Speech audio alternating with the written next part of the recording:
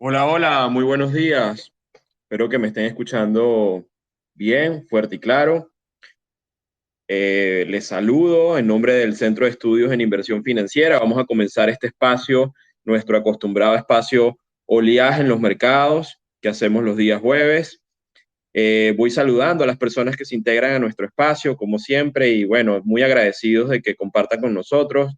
Por aquí veo a mi amiga Mónica Higuera, a Irán, a Sandra, a Javier, a muchas personas de distintos lugares de Latinoamérica y Estados Unidos, Joseán, Santiago, Claudi. Bueno, gracias por conectarse y bueno, por supuesto que las personas que están en Estados Unidos y yo diría que en todos los lugares del mundo eh, hoy se celebra el Día de Acción de Gracias. Tenemos, pues, en el caso de Estados Unidos, los mercados cerrados por el feriado. Es un día especial, es un día para agradecer, es un día para compartir. Es una costumbre, pues, americana.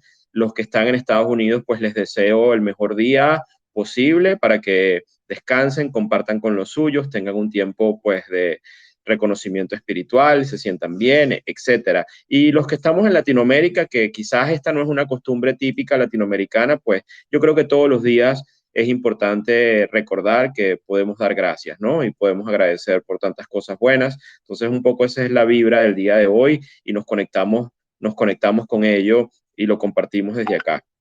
Les habla Alberto Cárdenas, el nombre del Centro de Estudios en Inversión Financiera. Y bueno, el día de hoy en el espacio y aprovechando que los mercados están cerrados, porque digamos que la liquidez es mínima, es el feriado en Estados Unidos, aunque los futuros están abiertos, están fluctuando con muy poca liquidez. eh, la verdad es que los mercados están prácticamente sin mayor movimiento.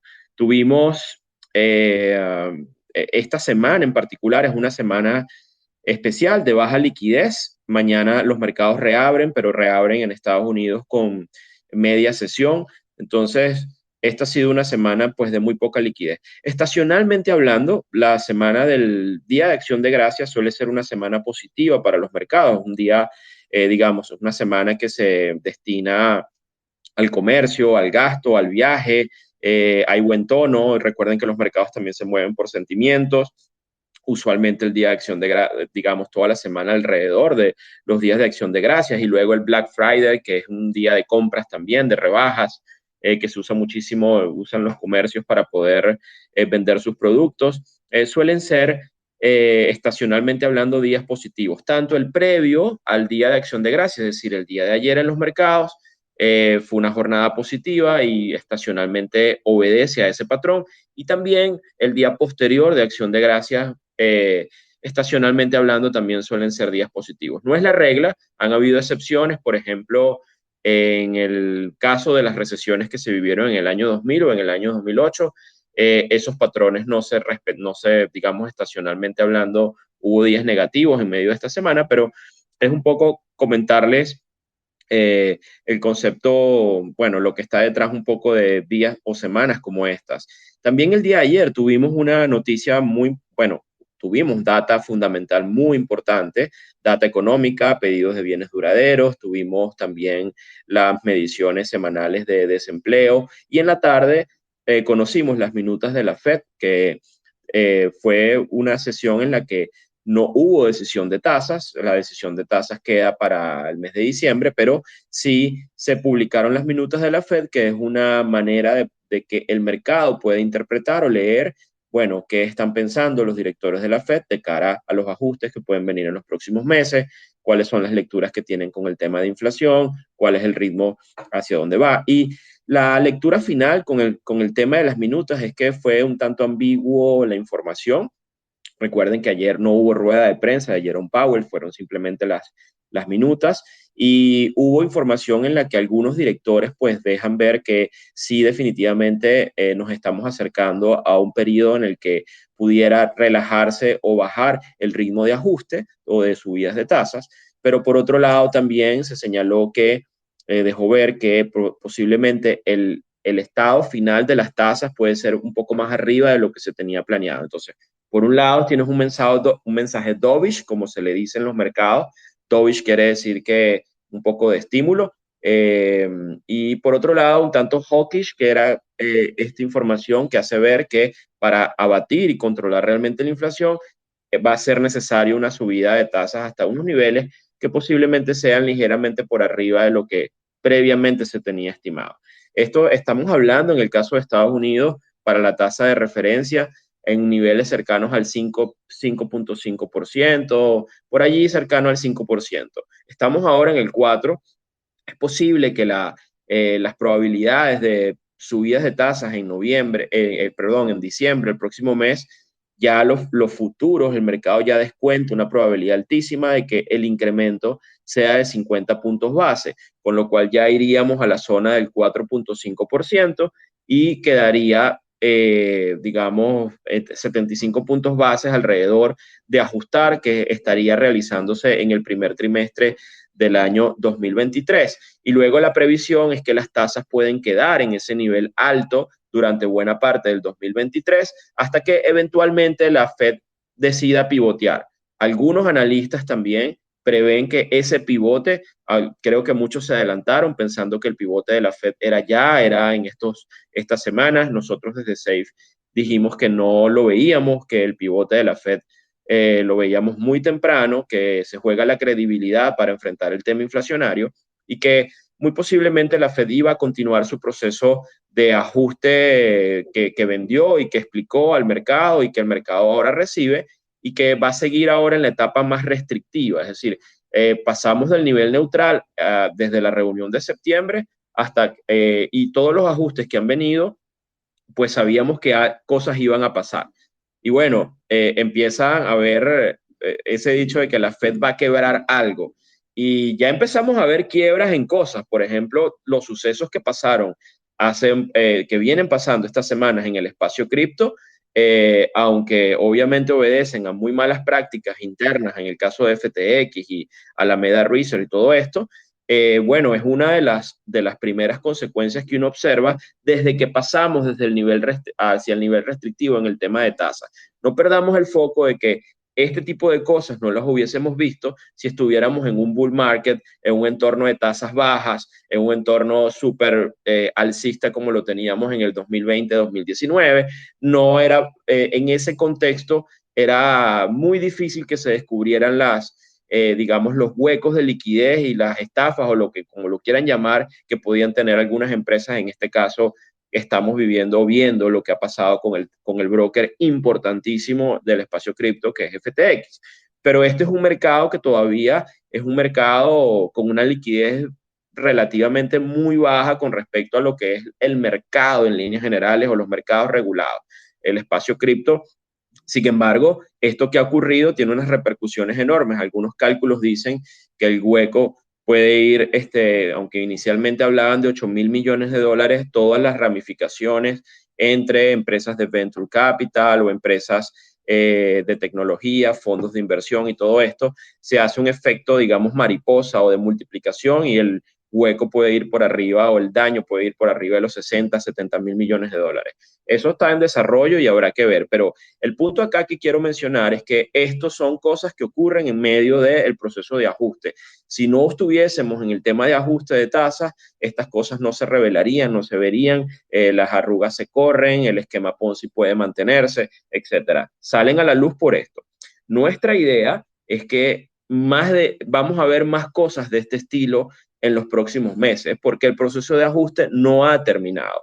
Y aunque nominalmente pareciera que lo que queda es poco, al menos en el caso de Estados Unidos, porque pudiéramos pensar que lo que queda de aquí en adelante en el ajuste es un 1% adicional, o un 1.25 o 125 puntos base, como lo quieran llamar, adicionales. Bueno, lo que hemos advertido es que estos puntos adicionales duelen porque estamos en un nivel restrictivo. Entonces, es muy posible que en medio después del ajuste de diciembre y sobre todo en el primer trimestre del año, veamos todavía más cosas ajustarse. Las reacciones de los mercados en líneas generales desde esta última semana y como les dije, estacionalmente hablando, han sido positivas.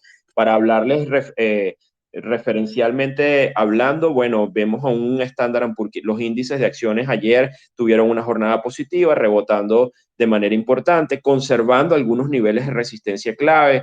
En el caso, el índice que ha tenido el mejor performance en este contexto ha sido el índice industrial, el Dow Jones, que, bueno, nominalmente hablando, en términos del índice, es el que ha recuperado mayor parte de la caída que se ha vivido en el 2022.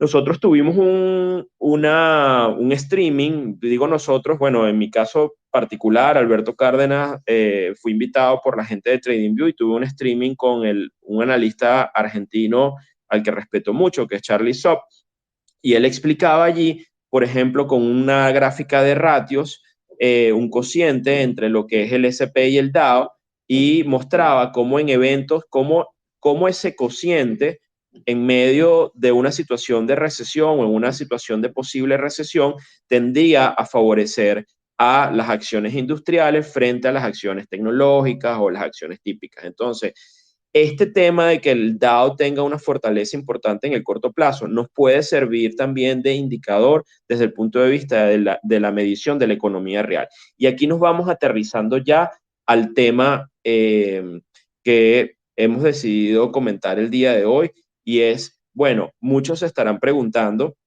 o tendrán en mente la pregunta de si realmente nos vamos o nos dirigimos hacia una recesión en el año 2023 o en los próximos meses. Bueno, en los próximos meses ya, porque el año 2022 prácticamente ya se fue, nos queda el mes de diciembre, y lo que se ha hablado es que, bueno, el tema importante en el 2022 fue el tema inflacionario.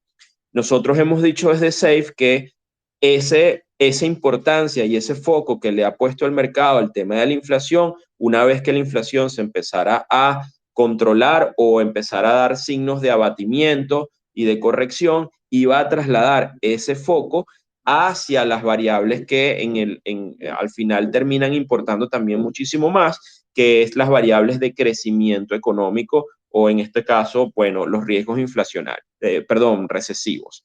Entonces, ante esa pregunta de si realmente vamos a un escenario recesivo en el 2023, muchos están confundidos, muchos podemos estar confundidos porque, por ejemplo, los que viven en Estados Unidos, quizás el día de hoy pueden estar viendo compras masivas, movimiento en las calles, el empleo sigue siendo un empleo sólido, restaurantes full, es decir, no es lo que usualmente uno ve en un entorno donde posiblemente vamos a un entorno recesivo. Y hablo de Estados Unidos, pero pudiera esto estar ocurriendo en otros países. Una recesión típica donde el desempleo se dispara y donde hay problemas de las ventas, etcétera.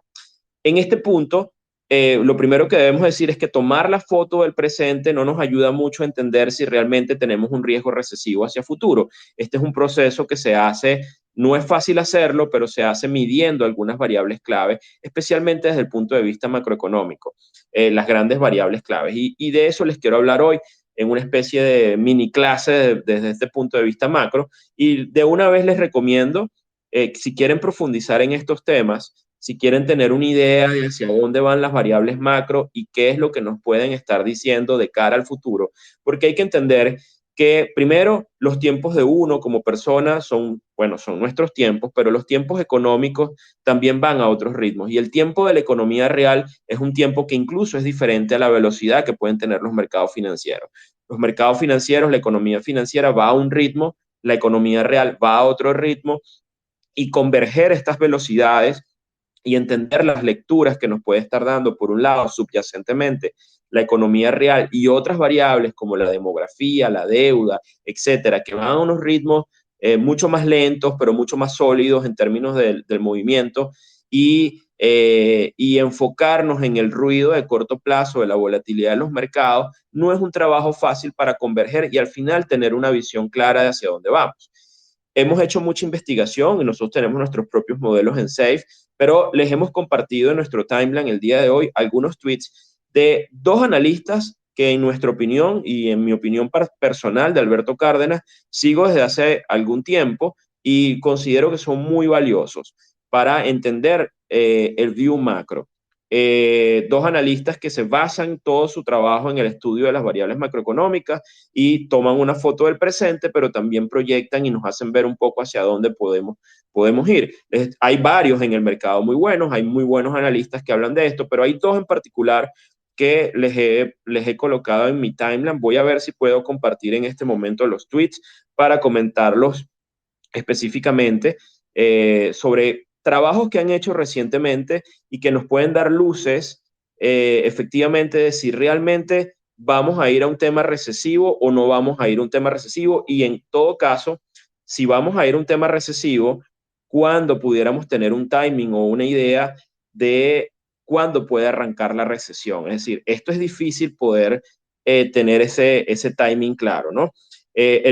Aquí les estoy compartiendo en el espacio los tweets. El primero de ellos es Macro Alf, es la cuenta de un analista macro, gestor de fondos con bastante experiencia en los mercados, que tiene un newsletter que es uno de los newsletters más escuchados perdón, más leídos en el mundo en referencia macro, y se los recomiendo ampliamente. Lástima este analista, bueno, para aquellos que no lo quieran pagar, pero el año que viene ya toda esta información va a ser paga. Es un newsletter que tiene más de 100,000 suscriptores y la información es de muy buena calidad. Nosotros lo leemos, lo analizamos, nosotros en SAFE creemos en la inteligencia colectiva y en nutrirnos también de los trabajos que hacen expertos en distintas áreas, y a nivel macro, este es para mí uno de los referentes importantes. Otro referente que también voy a colocarles el tweet acá en el timeline para que puedan seguirlo y puedan explorar un poco más acerca del trabajo de esta persona. Es el analista. Déjenme ver si se coloca el tweet. Estoy aquí luchando con la herramienta. Vamos a ver. Vamos a ver si se puede compartir. Ok, ok. Bueno, aquí está, Eric Basmayan, o Basmayan, no sé cómo se pronuncia el apellido, Basmayan creo. Eric Basmayan es un seguidor del tema macro, tiene un modelo de seguimiento de factores macro que permiten dilucidar o entender hacia dónde van las economías y efectivamente ver si vamos a un tema recesivo. Tanto MacroAlf como Eric Basmayan tienen información muy educativa y de calidad. El único tema malo de esto es que están en inglés, ¿ok? Y mucho del contenido de calidad, lamentablemente, todavía está en inglés. Nosotros hacemos un esfuerzo en SAFE también para poder llevar esta información en claro español y compartirlo con todos ustedes, porque realmente creemos que es importante tener contexto de todas estas cosas, ¿no? Hay analistas también muy buenos, como en español, como Daniel Lacalle. Daniel también, lamentablemente también mucho de lo que escribe y dice es en inglés, pero es un analista español que seguimos y respetamos, que también es un referente, y así hay otros economistas, pero específicamente para entender el cruce de las variables macro y saber si efectivamente vamos a un tema recesivo, les recomiendo estos dos. En el caso de Eric Basmayan, tiene un modelo muy sencillo para entender la relación cíclica de todas estas variables macro. Vamos a tratar de explicarlo brevemente. Y esto no lo inventa él, esto es un tema de conocimiento, simplemente se condensa en un modelo sencillo para poderlo entender. Pero explicar esto, vamos a tratar de explicarlo en términos sencillos. La visión o el trabajo de Eric y de Basmayan, Eric Basmayan va por el tema de entender que la economía global, o la economía en este caso de Estados Unidos, si lo que queremos es predecir, pronosticar, entender si va a haber una recesión en Estados Unidos, está sujeta a fluctuaciones de movimientos que algunos son de largo plazo y otros son un poco de menor plazo. En términos económicos, los grandes movimientos de las variables que le dan curso al tema económico se le llaman tendencias seculares, las tendencias seculares, ¿ok? O secular trends, como ustedes lo pueden leer. Estos son movimientos que son de años y que, leyendo las tendencias seculares, uno puede tener una idea cuál es digamos, la marea subyacente de fondo. El caso de Eric la llama la gravedad del mercado. Es como entender, bueno, esa fuerza implícita que está allí, que puede jugar a favor o en contra de ciclos más cortos, que en este caso, en términos económicos, se llaman cyclical trends o tendencias cíclicas, que son periodos que van entre 8 a 18 meses, son los periodos de corto plazo. Primero hablemos de las secular trends. Las secular trends son tendencias, digamos que son de años, mínimo 5 años para que hayan cambios, y se mueven también en una especie de movimiento cíclico. Tienen tendencias al alza y tendencias a la baja. Estudiando las secular trends de algún mercado o de un país, uno puede tener una idea de dónde está la fuerza subyacente de fondo. ¿Qué compone las secular trends? ¿Cuáles son las variables que hacen que las secular trends tengan una u otra dirección? Quizás la más importante, una de las más importantes, es la variable demográfica. Es decir, la naturaleza de la población que vive en un país. Recordemos que no es lo mismo el consumo, por ejemplo, de las personas que tienen entre 0 y 16 años a las personas que tienen de 25 a 50. Hay ventanas en el tema demográfico que marcan o demarcan los grados de consumo de la población, y por supuesto el envejecimiento también trae como consecuencia una serie de variables macro importantes. No es lo mismo las personas que tienen arriba de 65 años, sus patrones de consumo, sus necesidades, etcétera. Entonces, estudiando las variables demográficas, uno puede entender uno de esos factores que forma parte de las tendencias alcistas. Por ejemplo, Estados Unidos vivió unas épocas, algunos años atrás, donde las variables demográficas favorecieron muchísimo, especialmente después de la Segunda Guerra Mundial. Ese espacio de la población creciente entre los 25 y 65 años fue buena parte, explicó mucho del boom que se vivió en la economía americana. Hoy en día, la variable demográfica en el caso de Estados Unidos, y yo diría en Occidente en general, porque el caso europeo también es un caso que probablemente esté peor que Estados Unidos, las variables demográficas están con una pendiente negativa en términos del agregado hacia el crecimiento económico. Es decir, es una población que está envejeciendo y que no está creciendo al ritmo que, por ejemplo, pudiera estar creciendo otras economías o otras naciones, como el caso, por ejemplo, de India o de África, que tienen unas variables demográficas distintas. Pero en el caso de Estados Unidos, particularmente hablando, tenemos una variable de secular trend, que es la variable demográfica, que va en pendiente negativa. Esto no cambia de la noche a la mañana, esto además se agravó con el tema de la pandemia, estas variables, es decir, la vulnerabilidad, etcétera, una serie de cosas que impactaron el tema demográfico.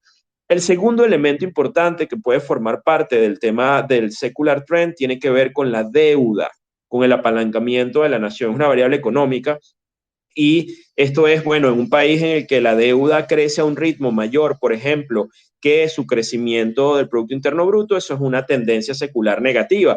O al revés, donde un país donde el crecimiento es mayor de lo que puede crecer su apalancamiento y su deuda en términos reales, pues estamos hablando de un país donde ahí va a haber un crecimiento explosivo, importante y continuado.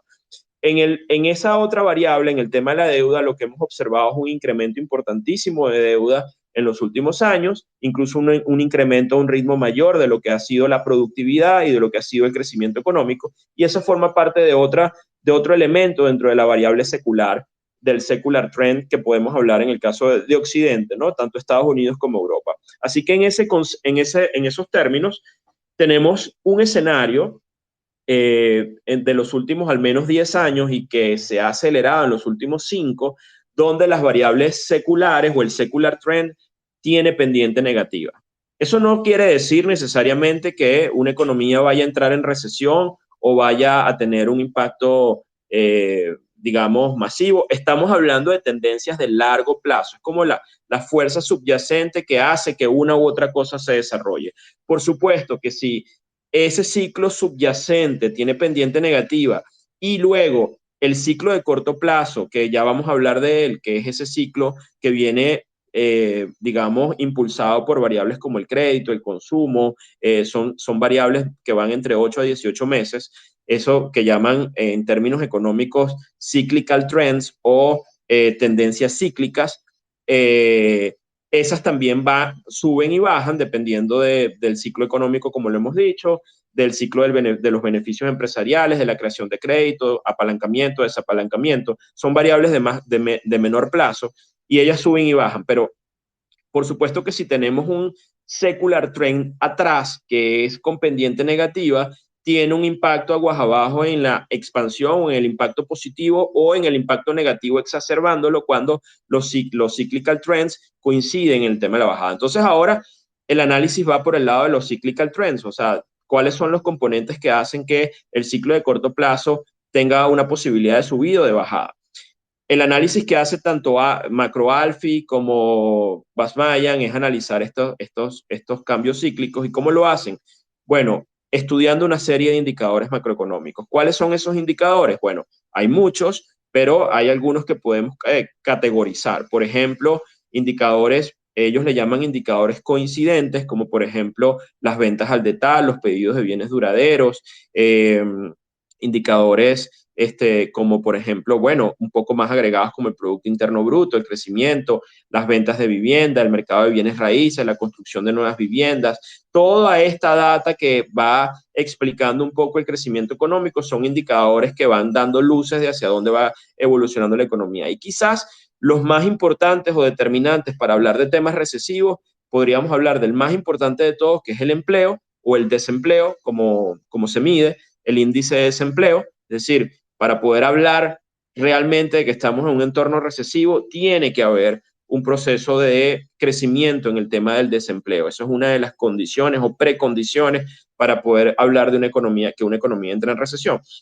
Y hay otra batería de indicadores también que no son estos.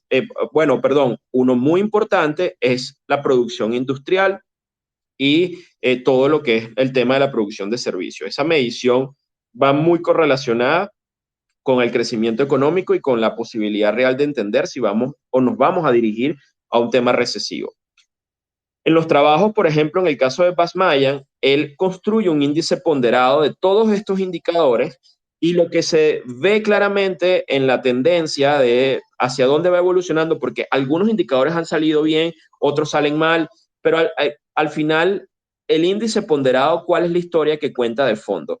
Y lo que importa detrás es la tendencia de fondo. Es quitar el ruido, por ejemplo, de lo que puede salir en una semana, que puede ser mala, buena, etcétera, y al final es ver la tendencia de fondo.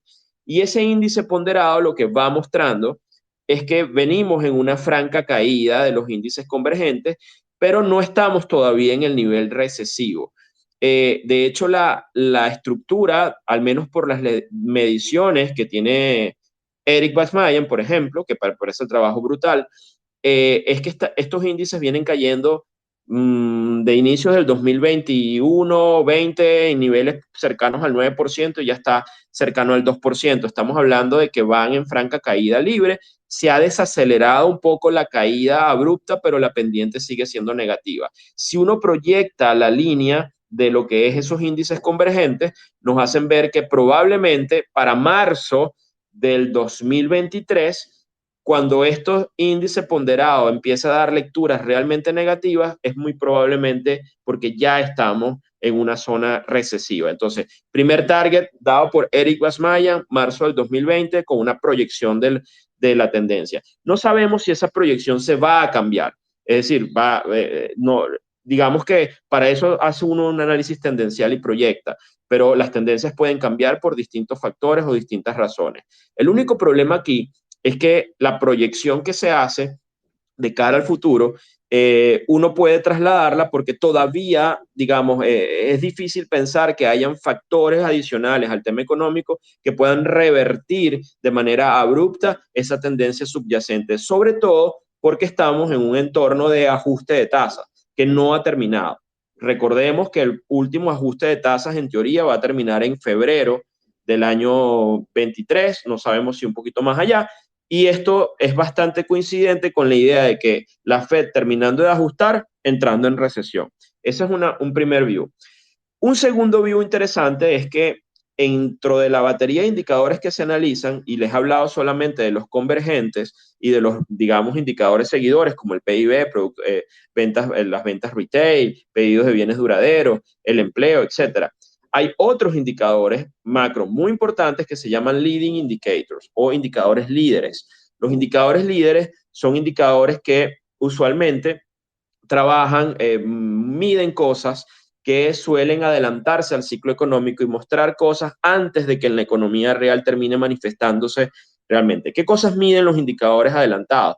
Bueno, usualmente los más importantes tienen que ver con la confianza. Por ejemplo, la confianza del consumidor. Hay unos indicadores muy importantes como la confianza del consumidor que mide la Universidad de Michigan, la confianza de los CEO o de los gestores de empresas, directores de empresas, que son al final los tomadores de decisiones y que tienen una información de primera mano realmente hacia dónde va el tema económico, las decisiones de compra o de inversión en las empresas, etcétera. Hay una batería de indicadores adelantados muy interesantes y desde la perspectiva de la evaluación de cómo están estos indicadores adelantados, lo que les puedo decir es que están en franca caída, es decir, están en niveles peores todos los indicadores adelantados de los que eventualmente se estuvieron antes de la crisis financiera del 2008, al menos en términos nominales, por el lado de la confianza del consumidor, por el lado de las previsiones de gasto de consumo de cara al futuro. El tema inflacionario ha erosionado muchísimo la confianza y la incertidumbre política, geopolítica, etcétera, ha generado problemas en toda esta serie de indicadores. Así que los indicadores adelantados, hay otros indicadores adelantados que tienen que ver con reacciones de mercado, como por ejemplo la inversión en la curva de bonos. Es un indicador muy interesante que también está dando muestras de que posiblemente vamos a un tema recesivo. Entonces, por el lado del análisis de Eric Basmayan, que ustedes pueden profundizar, pueden darle clic al tweet que compartimos acá, donde ustedes pueden ver, por ejemplo, en detalle qué es lo que está viendo, qué es lo que está viendo ahí. Ahí el tweet que les acabo de pasar habla un poco de la evolución de ese índice ponderado. Y ahora me quiero ir hacia el análisis de MacroAlf, ¿no? Otro analista que también hace un hilo, que lo compartí, está ahí en el tweet, y él se pregunta lo mismo. Sí, ¿vamos a una recesión? La respuesta es sí, de acuerdo a su análisis, pero la pregunta es ¿cuándo? ¿Cuándo va a empezar el tema recesivo? Y él hace varias, digamos, análisis de distintos indicadores que nos hacen ver un poco hacia dónde podemos ir. Hay un concepto tradicional que es el tema de que una recesión es cuando tenemos 2 trimestres consecutivos de crecimiento negativo. Ese es el concepto técnico. Estados Unidos estuvo brevemente en un periodo recesivo en el 2022. Tuvimos los 2 primeros trimestres con crecimiento negativo, después tuvimos crecimiento positivo en el tercer trimestre y bueno, es posible que en el cuarto trimestre todavía tengamos un crecimiento positivo, pero con lecturas bajas y el tema recesivo venga es a partir del año 2023. Entonces, de acuerdo a las medidas que tiene MacroAlf, él trata de responder la pregunta y, por ejemplo, él toma como variables para medir hacia dónde vamos. La número uno o la primera variable que él toma en cuenta es digamos, el impulso del crédito o el ciclo del crédito, ¿ok? Y de acuerdo a las variables y el gráfico que él muestra en el hilo, se puede ver adelantadamente que hay un proceso de desapalancamiento. Eso lo hemos hablado, vastas oportunidades aquí en SAFE.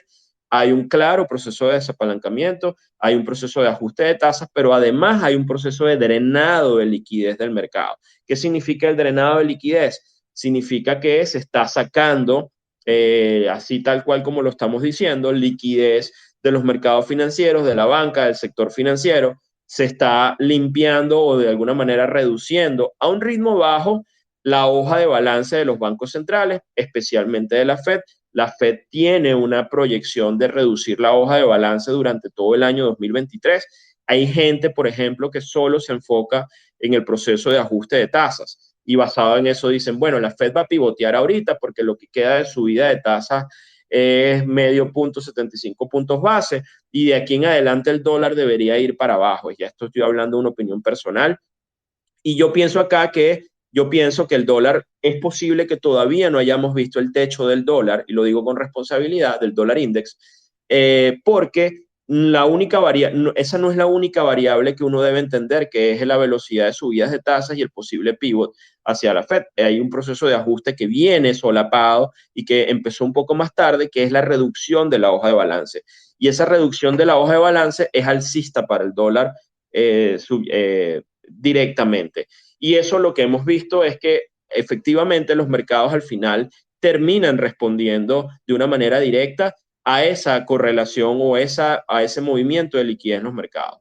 Entonces, por ejemplo, los bear market rallies que hemos vivido, tanto el de agosto como el que estamos viviendo ahora en los mercados, en cierta forma obedece a los cambios en la liquidez neta que se va manipulando un poco por lo que va haciendo el Banco Central. Pero el plan, al final del día, es reducir más la liquidez. Es decir, si la Fed dice lo que hace lo que realmente ha dicho que va a hacer, y de alguna manera intenta salvar su credibilidad, lo que podemos esperar es que va a haber más reducción de liquidez. De acuerdo a esta medida, y no solo de la Fed, sino del Banco Central Europeo, es un índice compuesto un poco también de lo que hemos visto cómo subieron tasas ahorita en Nueva Zelanda, cómo han subido tasas en Asia, etcétera. Es decir, hay un proceso conjunto. La proyección es que sí vamos a entrar en una recesión. ¿Qué tan mala va a ser esa recesión de acuerdo al ajuste de liquidez y a la caída en el impulso de crédito global? Bueno, de acuerdo a MacroAlf, va a ser muy mala. ¿Ok? Y la proyección es que lo vamos a ver realmente sentir o lo vamos a ver claramente el impacto a partir de marzo del 2023, que es coincidente también con la previsión de la entrada en valores negativos del índice compuesto de Basmayan, que es el otro analista. Ese fue el primer elemento. Después, MacroAlf también habla de la correlación que existe entre la relación del impulso del crédito con el crecimiento de los beneficios empresariales. Y esto es otra tendencia importante que hay que ir observando. Los beneficios empresariales, aunque hay compañías que en este trimestre reportaron muy bien, en el agregado, la mayoría de las empresas estamos viendo cómo la tendencia en el crecimiento de los beneficios empresariales se está reduciendo o se está proyectando que van a haber menos beneficios empresariales en los próximos trimestres y la proyección es que vamos a una situación incluso negativa en los próximos meses, con lo cual puede haber una contracción en los beneficios empresariales que este analista estima entre el 10 y el 15%, cosa que también, ojo, guarda una importante correlación con el mercado americano, especialmente de acciones. El segundo factor que él considera es un indicador líder, que es el del Conference Board, un leading indicator. Y de acuerdo a esta medida, que por cierto, él explica que en los últimos 50 años, todas las veces que ese indicador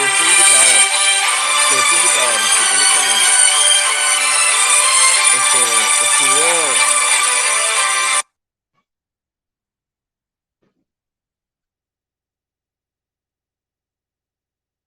Disculpen un segundo que se me fue el audio. Ok. Todas las veces que el leading indicator, denme un segundo para volver, que tuve un problema de conexión. Espero que me estén escuchando ahora sí bien. Vamos a ver si retomo la conexión rapidito. Ok.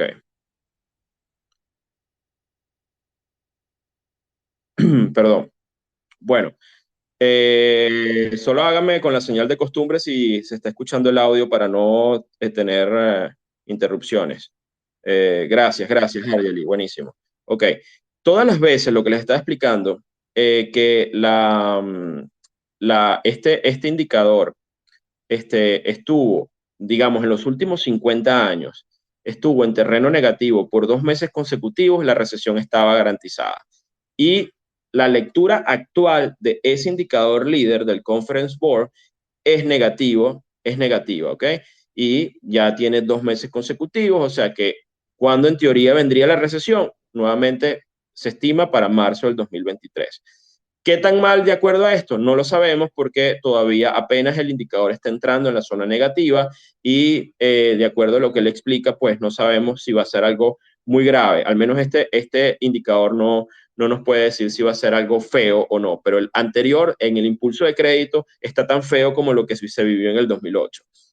El tercer indicador es el mercado de vivienda, que es un gran indicador importante que realmente mueve la actividad económica, el empleo, la construcción, todo esto es un gran motor del crecimiento económico. Y aquí, pues también de acuerdo al seguimiento de algunos índices del mercado de vivienda, que tiene una correlación muy importante con el índice de desempleo, es decir, este es un indicador adelantado de hacia dónde puede ir la variable de desempleo. Entonces, midiendo esto, y ustedes pueden ver los gráficos allí en el hilo de MacroAlf, también la previsión es que va a haber un tema recesivo un poquito más adelante, hacia mayo del 2023. ¿Qué tan malo? Bueno, lo que se ve es que el desempleo va a crecer muchísimo si va al ritmo de la destrucción, digamos, de riqueza en el mercado de viviendas o en el mercado de bienes raíces, y que se estima que pudiera llegar a ser la tasa de desempleo para el año 2024 en Estados Unidos cercana al 7%. Si las cosas se ponen feas, puede ser peor, pero bueno, es un poco lo que dice este indicador. Y sí, dice que vamos a un tema recesivo. Después viene otro indicador que es el indicador de nuevas órdenes de la Fed de Filadelfia. También, un poco para hablarles más rápido y irles resumiendo, también durante los últimos 40 años, cada vez que este indicador estuvo, digamos, este, la media móvil de este indicador de 12 meses bajó por debajo de 15, que es una lectura referencial para el gráfico, por 2 meses consecutivos, la recesión estaba siempre garantizada. Y eso es algo que ya está pasando en el indicador actual. Nuevamente les digo, estos son indicadores adelantados, por eso es que no vemos el impacto en la economía real aún, pero la proyección de acuerdo a este indicador es que también la recesión puede venir hacia mayo del 2023, ¿ok? Entonces, también la habla un poquito más hacia adelante.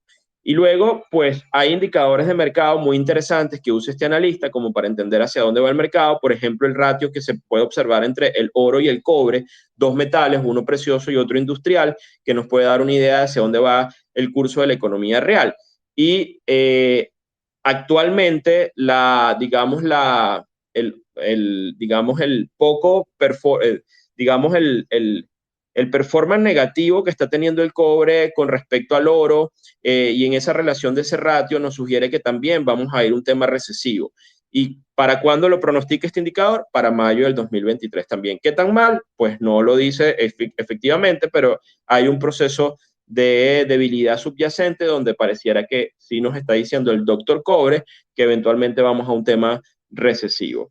Entonces, en líneas generales, la conclusión de este analista es que es posible que entremos, que tengamos un proceso recesivo en Estados Unidos en el año 2023. En algunos indicadores convergen en que va a ser en marzo, a partir de marzo, y otros que va a ser a partir de mayo. Así que la ventana de riesgo para la economía real que entre en periodo recesivo se ubica hacia finales del primer trimestre, inicios del segundo trimestre del año, pero ojo y recuerden esto, los mercados se adelantan. La pregunta también que nos debemos hacer y que se hacen estos analistas, ¿ya los mercados descontaron realmente este proceso recesivo de cara al 2023? Por múltiples lecturas, la respuesta es no. Los mercados todavía no han descontado la naturaleza real de un proceso recesivo. Es decir, todo el ajuste que hemos visto en el S&P 500, en el Nasdaq, en todos estos índices de acciones, incluso en el mercado de bonos, que el mercado de bonos empieza a reaccionar probablemente, y que puede ser un asset class muy interesante para el 2023, porque en un entorno recesivo sí que el mercado de bonos puede, y con un problema de inflación decreciente, perdón, con un problema no, con un tema de inflación reduciéndose y un problema recesivo, el mercado de bonos puede brillar, puede ser algo muy interesante, especialmente, obviamente, los bonos de muy alta calidad, los bonos AAA, los bonos de gobierno y bonos de empresas, en este caso, muy sólidas y con un ratio de endeudamiento muy bajo. El mercado de renta fija puede ser un refugio en un entorno recesivo como el 2023. 2022 fue muy malo para el mercado de renta fija porque no tenemos recesión, pero tenemos un problema inflacionario gigante. Y cuando tenemos esa inflación, pues las tasas de crecimiento reales son negativas y al final el mercado de bonos no ofrece una alternativa frente a esto y hay un proceso natural de desapalancamiento natural y provocado por los bancos centrales que al final termina impactando las tasas y por supuesto los precios nominales de todos los bonos que han caído de una manera enorme. Si hay un activo que hay que observar de cara al 2023 con mucha atención es el mercado de renta fija y con mucho foco, porque en medio de un problema recesivo esto puede ser una alternativa interesante, más allá del simple y puro cash que se puede tener. Con respecto a los activos de riesgo, hablando de acciones, hablando de criptomonedas, hablando de commodities, la perspectiva sigue siendo negativa en el overall. No estamos hablando del trading de los próximos 2, 3 días, próximas 2 semanas. Estamos hablando de la foto de a dónde podemos ir de cara al 2023. La pregunta, ¿hicimos piso en los mercados? Ya hicimos el piso en el mercado, en el Standard & Poor's 500, y ahora lo que nos queda es un rally de Navidad e ir a buscar nuevos máximos en los próximos meses. Nuestra respuesta desde SAFE es no, porque las variables macro que estamos analizando y la posibilidad real de que entremos en un proceso recesivo en el 2023, inclusive tengan mucho cuidado, no ha sido priceada correctamente por los mercados y podemos llevarnos sorpresas importantes en las próximas semanas con ajustes de mercado que pueden ser importantes, un poco para descontar la idea de que en efecto en el 2023 entramos en un tema recesivo. Es decir, no esperen ustedes que las cosas feas arranquen en el tema de mercado cuando la recesión ya sea evidente en términos del resultado de desempleo, es decir, entre marzo y mayo del 2023. No esperen eso porque los mercados son adelantados, los mercados van a descontar esto de manera previa. Y también es algo bien interesante y que es muy conocido en estos procesos. Los mercados hacen piso, suelen hacer piso antes de que las recesiones o los problemas recesivos terminen. En otras palabras, también se adelantan en el piso, se adelantan en la caída y se adelantan en el proceso de recuperación.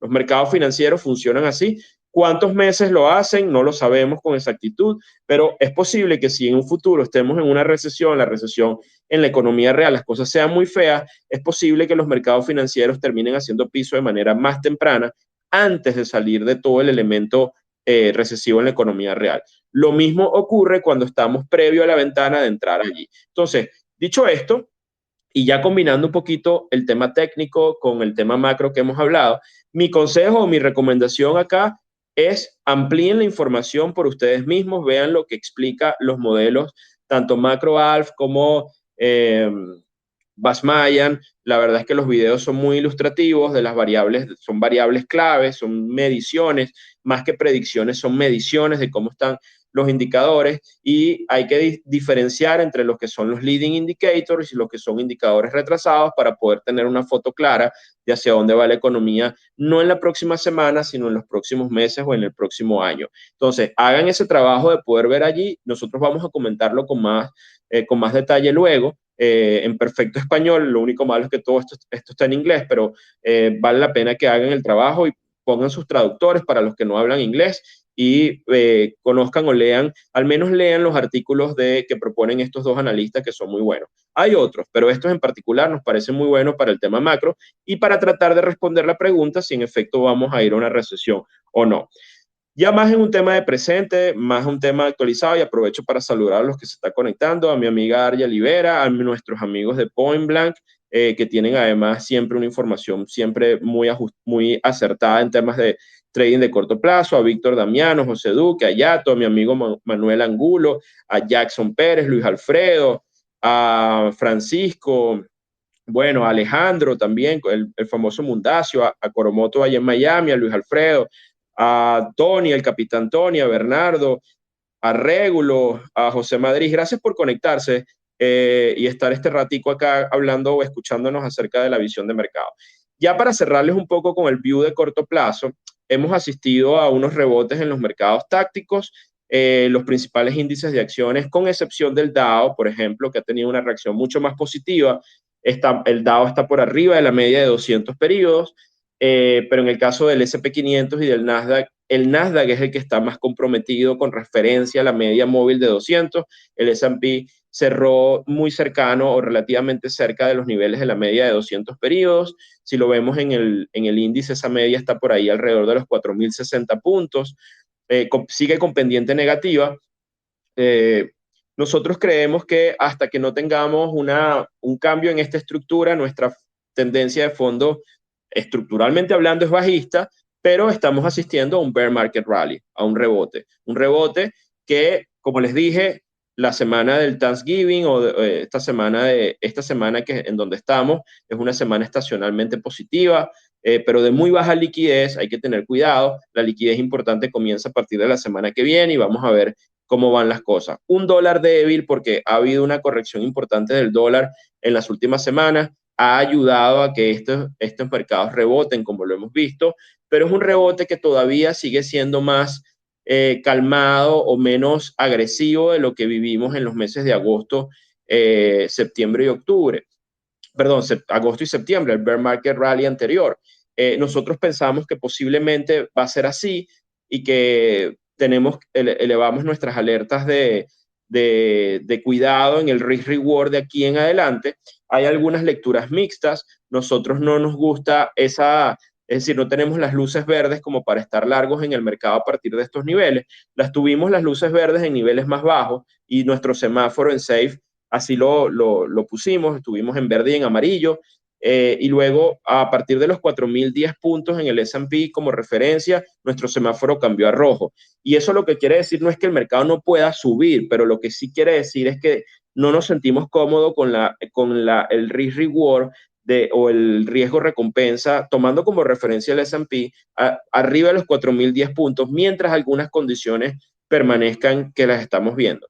Quizás las más importantes que estamos viendo es que creemos que va a haber una restricción de liquidez en las próximas semanas que puede afectar los índices. Estamos viendo un posible piso en el dólar, es decir, es posible que veamos un incremento en el dólar index las próximas semanas. Por el lado de la estructura del VIX, que es algo que observamos, nuestros amigos de Point Blank también lo observan de manera directa prácticamente todos los días. Nosotros estamos viendo una sobreextensión en el ciclo de restricción de volatilidad, en el caso específico del S&P. Y el VIX cerró ayer, el miércoles, justamente en los 20 puntos, que es un nivel referencial donde hemos visto durante todo el año 2022 rebotes importantes en el VIX. Pero más importante que la zona donde cerró el VIX es la cantidad de días o la extensión de la reducción o la contracción de la volatilidad. Ya tiene 43 días seguidos prácticamente de contracción de volatilidad. Nosotros creemos que el VIX es un elemento bastante cíclico, así como la volatilidad es un elemento bastante cíclico. Así que creemos que estamos en una zona de piso en el VIX, donde pudiéramos ver las próximas semanas un incremento natural y probable en los temas de volatilidad, con lo cual creemos que los índices pudieran eventualmente estar en una zona de resistencia o donde podemos tener un techo importante. No estamos viendo catalizadores importantes más allá de que, por ejemplo, la lectura que pueda venir de los índices de inflación en diciembre sea muy buena, pero recordemos que todavía tenemos el ajuste de tasas, un ajuste real de 50 puntos, o sea que esto es una zona donde el mercado está en una especie planteándose una especie de transición. Esa transición no ha cambiado en nuestra visión hacia un escenario alcista. En el muy corto plazo sí que tenemos una estructura alcista de mínimos crecientes y de entorno de gama positiva, como lo dicen nuestros amigos de Point Blank, y esto ayuda para que en el muy corto plazo veamos las subidas que hemos visto, especialmente en el S&P, pero estructuralmente hablando creemos que estamos enfrentándonos a unas zonas ya de resistencia y donde el ratio riesgo-beneficio no es muy favorable, sobre todo porque tenemos de frente la media de 200, técnicamente hablando, y bueno, por los factores que ya hemos hablado antes. Subyacentemente hay un factor muy positivo que es el breadth del mercado. Por ejemplo, si ustedes ven la lectura el índice de acciones de acciones que están arriba de su media móvil de 200 periodos, han tenido un importante rebote, incluso rompiendo la media de 200, con lo cual pudiera haber una sugerencia de que el mercado está haciendo piso. Y quizás este es el argumento más importante para los bulls en este momento, que puedan pensar que en efecto los mercados ya hicieron un piso y que lo que viene de aquí en adelante son cielos abiertos, haciendo la lectura del breadth. Pero también el breadth, recuerden que es una lectura al final del día del propio mercado. Es una lectura más amplia, es una lectura que esperamos que sea positiva cuando estamos con posiciones largas y que da unas importantes lecturas de divergencia. Pero también entendamos que todo el mercado está sujeto a los ciclos de liquidez y al ajuste de tasas que todavía está pendiente. Así que me cuesta mucho pensar con la idea de que vamos a tener una extensión del rally en un entorno donde tenemos una enorme restricción de liquidez y un enorme tema restrictivo a nivel macro en los próximos meses y donde hay posibilidades reales de que entremos en recesión. Entonces, nuestra lectura, por esa razón, nuestro semáforo aún está en rojo, hacemos la prudencia. Si estos factores cambian, si el mercado cambia su estructura y tenemos razones reales para pensar que hay margen de seguridad a partir de los 4.010 puntos para empezar a agregar posiciones largas, así sean tácticas, nosotros cambiaremos nuestro semáforo y lo haremos saber desde nuestro timeline como lo hemos venido haciendo cada vez que tenemos disparadores para cambiar nuestra postura de riesgo frente al mercado. Bueno, señores, con esto y bueno, algunas otras cosas que les puedo decir en el espacio rápidamente, revisar algún mercado que esté abierto en este momento.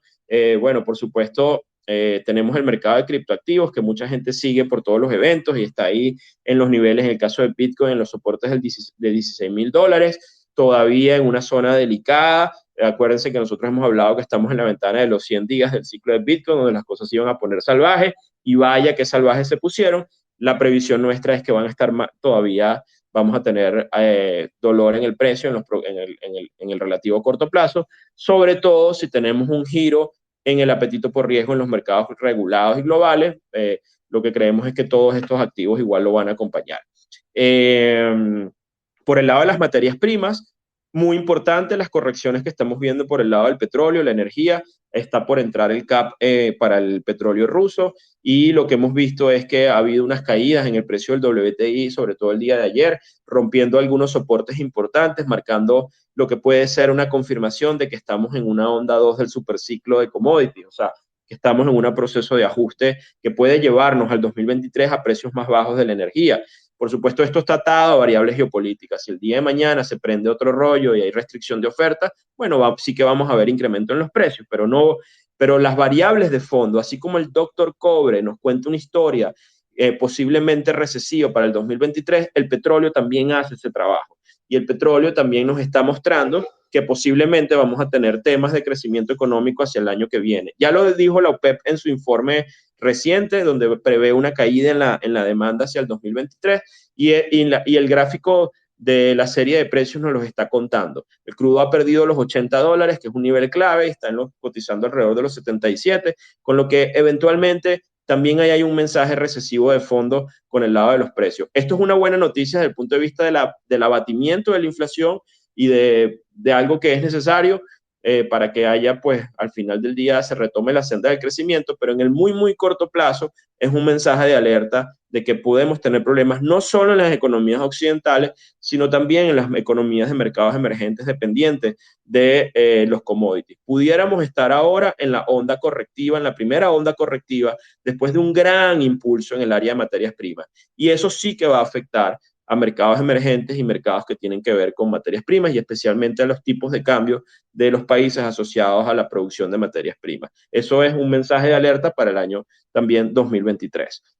Bueno, señores, con esto creo que hemos hecho como una foto de 360 grados de lo que tenemos en adelante. Ustedes saquen sus propias conclusiones, hagan la tarea, busquen la data, busquen la información. No nos crean a nosotros, hagan el trabajo de ver. Les pusimos los links de las personas que creemos que pueden darle una idea en las variables macro y ustedes mismos puedan responder la pregunta si en efecto vamos a tener o no un tema recesivo en el 2023. Anuncio además para los que están conectados, lo pusimos en nuestro chat privado. Nosotros hoy no vamos a tener la clase del programa de trading e inversión en materias primas porque la verdad es que el 40% de nuestros alumnos están en Estados Unidos y le hemos querido dejar tranquilos el Día de Acción de Gracias, que puedan compartir con su familia, estar tranquilos. Así que la clase de hoy, para los que ya no están enterados aún y están aquí en el chat por si acaso, no la tenemos el día de hoy, ha quedado para la próxima semana. De resto, bueno, invitarlos para el próximo oleaje en los mercados. Intentamos hacer esto en streaming, pero la verdad es que nos dimos cuenta que al final estamos mezclando chicha con limonada, como decimos en Venezuela.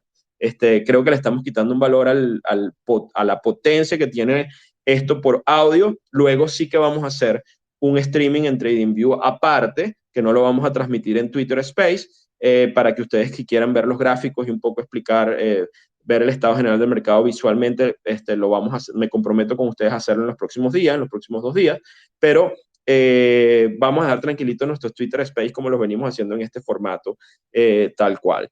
Bueno, me despido con todos ustedes, solamente deseándoles un bonito Día de Acción de Gracias para los que están en Estados Unidos y los que están en el resto de la región, pues que tengan un bonito jueves y bueno, ya recuerden que mañana va a ser una sesión de mercado con poca liquidez. Que tengan un bonito fin de semana también. Nos escuchamos el próximo jueves en nuestro oleaje en los mercados. Gracias. Un abrazo a todos.